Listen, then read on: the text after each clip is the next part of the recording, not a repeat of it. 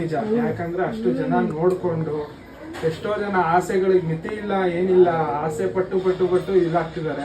ಅಂತಂದ್ರೆ ನೀವು ಏನೋ ಆಸೆಗಳಿಟ್ಕೊಂಡೆ ಅವ್ರ ಆಸೆನೇ ನಿಮ್ಮ ಆಸೆಯಾಗಿ ನೋಡ್ತಿದ್ದೀರಲ್ಲ, ತುಂಬಾ ಖುಷಿ ಆಗ್ತಿದೆ ಸರ್. ನೋಡಿ ಭಾಳ ಖುಷಿ ಆಯಿತು. ಆಮೇಲೆ ವಿಶೇಷವಾಗಿ ನೋಡಿ ಎಲ್ರಿಗೂ ಬಟ್ಟೆ ತೊಗೊಂಡು ಬಂದ್ರಿ ಇವತ್ತು. ನನಗೆ ಎಷ್ಟು ಸಂತೋಷ ಆಯ್ತು ಗೊತ್ತಾ? ಯಾಕಂದರೆ ಒಂದು ಸಣ್ಣದಾಗಿ ಯೋಚನೆ ಮಾಡೋಣ, ಇಬ್ಬರು ಮನೇಲಿದ್ರೆ ಇಬ್ಬರು ಬಟ್ಟೆ ತಂದು ಕೊಡೋದು ಕಷ್ಟ ಆಗ್ತದೆ.